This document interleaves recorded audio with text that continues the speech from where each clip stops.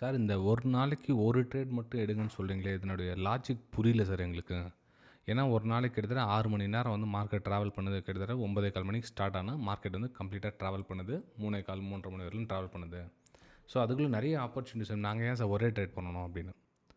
Friends, நான் உங்களுக்கு சொன்ன விஷயம் நீங்கள் புரிஞ்சுக்கணும். எப்படின்னா, இப்போது பேசிக் பிகினர்ஸ் இருப்பாங்க. அதாவது அவங்க எவ்வளோ கேபிட்டல் போட்டாலும் வந்து லாஸ்ட்லேயே போய்ட்டுருக்கும்.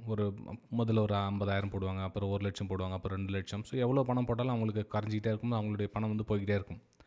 இதுக்கு ரீசன் என்னென்னா, அவங்கக்கிட்ட ஸ்கில் இருக்காது. ஸோ இப்போ எந்த விஷயத்துக்காக நம்ம மார்க்கெட்டில் ட்ராவல் பண்ணுறோம், ஸோ என்ன நம்ம எதிர்பார்க்குறோம் அப்படின்னு விஷயம் தெரியாது அவங்களுக்கு. அவங்களுக்கு என்னென்னா, ஒரு க்ரீன் கலர் கார்னர்லேருந்து மேலே போகும் பை பண்ணிடுவாங்க. டக்குனு கீழே வந்துச்சு என்ன பண்ணணும் தெரியாது. சும்மா வச்சுக்கிட்டே இருப்பாங்க. அதுக்கப்புறம் வந்து டே முடிஞ்சிடும். ஸோ ஆவரேஜ் பண்ணி அதை பொசிஷனில் கொண்டு போயிடுவாங்க. ஸோ என்னென்னோ பண்ணிகிட்டு இருப்பாங்க. ஸோ அதனால் கேபிட்டல் வந்து வைப் அவுட் ஆகிடும். ஸோ அவங்களுக்காக என்னென்னா, அந்த ஒழுக்கம், அந்த டிசிப்ளின் வர வைக்கணும். ஸோ மைண்ட் சைக்காலஜி கண்ட்ரோல் பண்ணணும் அப்படின்றதுக்காக அந்த ஒரு நாளைக்கு ஒரு ட்ரேட் கான்செப்டை சொன்னது.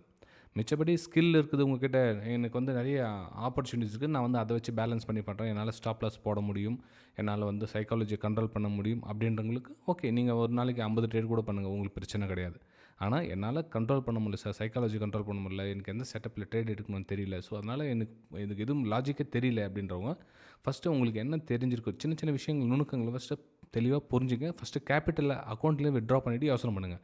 கேபிட்டலில் வச்சுக்கிட்டே வந்து நீங்கள் வந்து சாட்டர்டே சண்டே டைமில் ஏதாவது ஒரு விஷயம் தேடுவீங்க, அது உங்களுக்கு பிடிச்சிருக்கும். அதை மண்டே டைரெக்டாக பிளைண்டாக அப்ளை பண்ணிவிடுவீங்க. அப்படி கிடையாது. அது வந்து பேப்பர் ட்ரேட் பண்ணுங்கள். அது ஒரு 2 மாதம் வந்து ட்ராவல் பண்ணுங்கள், கேபிட்டல் வித்ட்ரா பண்ணிட்டு.